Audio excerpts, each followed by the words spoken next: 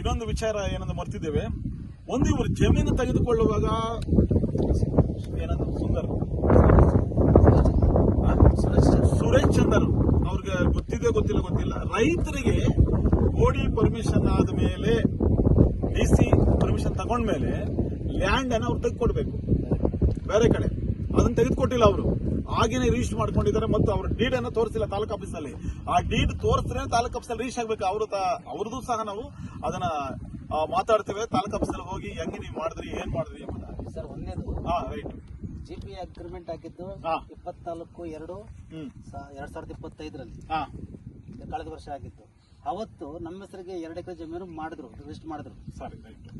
ತದನಂತರ ಏನ್ ಮಾಡಿದ್ರು, ರಿಜಿಸ್ಟ್ರೇಷನ್ ಆಗಿದ್ದು ಜನವರಿ 26ನೇ ಇಸ್ವಿ 8ನೇ ತಾರೀಕು 1ನೇ ತಿಂಗಳು, ಜನವರಿ 8ನೇ ತಾರೀಕಿನಲ್ಲಿ 2020ರಲ್ಲಿ ರಿಜಿಸ್ಟ್ರೇಷನ್ ಆಗಿತ್ತು.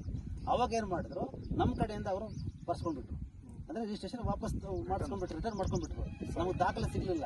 ದಾಖಲೆ ಕೇಳಕ್ ಹೋದ್ರೆ ನಾಳೆ ಬನ್ನಿ, ಸೋಮವಾರ ಬನ್ನಿ, ಬುಧವಾರ ಬನ್ನಿ ಅಂತ ಹೇಳಿ ಹೇಳ್ತಾನೆ ಬಂದ್ರೆ ಇದುವರೆಗೂ ನಮ್ಗೆ ದಾಖಲೆ ಕೊಟ್ಟಿಲ್ಲ ಸರ್ ತಾಲೂಕು ಆಫೀಸಲ್ಲಿ. ಒಂದು ಎರಡನೇದಾಗಿ ಮಾನ್ಯ ಜಿಲ್ಲಾಧಿಕಾರಿಗಳಿಗೆ ಅದನ್ನ ನಾವು ತೋರಿಸ್ಬೇಕು, ಕಾಯಂ ಮಾಡೋದು ಕೊಟ್ರೆ ನಮಗೆ ಅನುಕೂಲ ಆಗುತ್ತೆ ಅಂತ ಹೇಳಿರೋದು. ಅವರೇ ರಿಜಿಸ್ಟರ್ ಮಾಡಿಕೊಂಡು ಅವರೇ ವಾಪಸ್ ತಗೊಂಡು ಈ ರೀತಿಯಲ್ಲಿ ಲ್ಯಾಂಡ್ ಕೊಡ್ತೀನಿ ಅಂತ ಹೇಳಿ ಅವರೇ ಬರೆಸ್ಕೊಂಡು ಅವ್ರಿಗೆ ತೋರಿಸಿ ರಿಜಿಸ್ಟರ್ ಮಾಡಿ ವಾಪಸ್ ಮಾಡಿಸ್ಕೊಂಡು. ಹೌದಲ್ವಾ? ಈ ತರ ಅನ್ಯಾಯಗಳಾಗ್ತಾ ಇದೆ ನಮ್ಮ ಶಿಡ್ಲಘಟ್ಟ ತಾಲೂಕಿನಲ್ಲಿ. ತಹಶೀಲ್ದಾರ್ ಆಫೀಸ್ ನಾವು ಗಮನಕ್ಕೆ ತಗೊಂಡ್ಬರ್ಬೇಕು. 100% ಅವ್ರಿಗೆ ಏನ್ ಜಮೀನು ಕೊಡಿಸ್ಬೇಕು ಅದನ್ನ ರೇಟ್ ಅನ್ನು ಕೊಟ್ಟು ಅದನ್ನ 3 ಪಟ್ಟಿದೆ ರೇಟ್ ಕೊಡ್ಬೇಕಾಗಿರುತ್ತೆ. 1 ಎಕರೆ 20 ಲಕ್ಷ ಇದ್ರೆ ಅವ್ರು 60-80 ಲಕ್ಷ ಕೊಡಬೇಕಾಗುತ್ತೆ.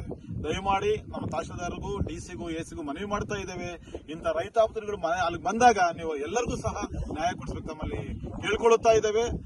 ಮತ್ತು ಈ ಜಮೀನಿನ ಬಗ್ಗೆ ಏನು ಅವ್ರಿಗೆ 2 ಎಕರೆ ಜಮೀನು ವಾಪಸ್ ಕೊಡಬೇಕು ಅದನ್ನ ಖಂಡಿತವಾಗಲೂ ನಮ್ಮ ತಹಶೀಲ್ದಾರ್ ಮೇಡಮ್ ಅವರು ಕೆಲಸ ಮಾಡಬೇಕು, ಪುರುಷಾಗಬೇಕು. Thank you. ತಾಲೂಕು ಕಚೇರಿ ಹತ್ರ ಬಂದಿದ್ವಿ. ಜಪ್ತಿ ಹೊಸಳ್ಳಿ ಗ್ರಾಮದ ಈ ಸರ್ವೆ ನಂಬರ್ ವಿಷಯವಾಗಿ ತಹಸೀಲ್ದಾರ್ ಅವರು ಇದರ ಬಗ್ಗೆ ಸೂಕ್ತ ಕ್ರಮ ಕೈಗೊಳ್ತೀವಿ ಅಂತ ಹೇಳಿದ್ದಾರೆ. ತುಂಬಾ ಸಂತೋಷದ ವಿಷಯ.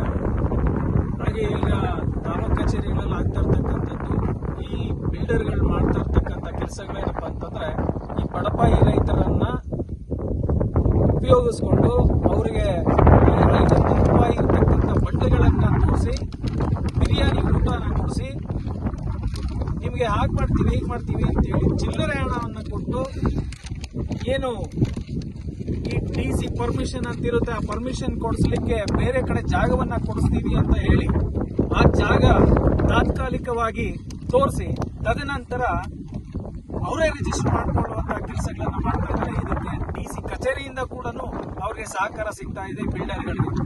ಆದ್ರೆ ಒಂದು ಸಾಮಾನ್ಯ ಜನ ಇವತ್ತು ದುಃಖ ಪಡ್ತಾ ಇದ್ದಾರೆ.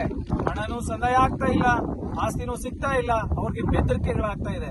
ಹಾಗಾಗಿ ನಮ್ಮ NHRC ಇಂದ ಯಾವುದೇ ಬಡವರಿಗೆ ತೊಂದರೆ ಆದ್ರೂ ಸಹ ನಮ್ಮ NHRC ತಾಲೂಕ್ ಕಚೇರಿ, ಸಬ್ ರಿಜಿಸ್ಟರ್ ಕಚೇರಿ, ಎಲ್ಲಾ ಸರ್ಕಾರಿ ಕಚೇರಿಗಳಲ್ಲಿ ನಾವು ಇರ್ತೀವಿ ಅಂತ ಈ ಸಮಯದಲ್ಲಿ ಹೇಳಕ್ ಇಷ್ಟಪಡ್ತೀವಿ.